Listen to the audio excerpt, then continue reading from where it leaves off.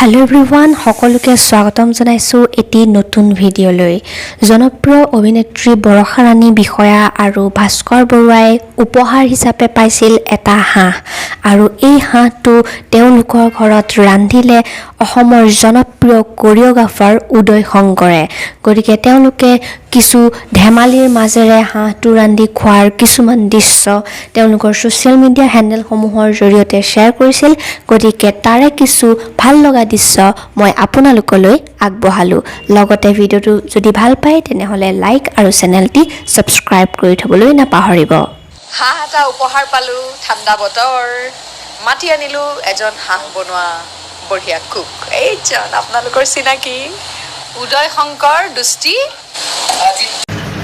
এয়া বৰষা, এয়া ভাস্কৰ, ব্যস্ত তেখেত, এইটো হ'লোঁ মই আৰু এয়া আমাৰ হাঁহ।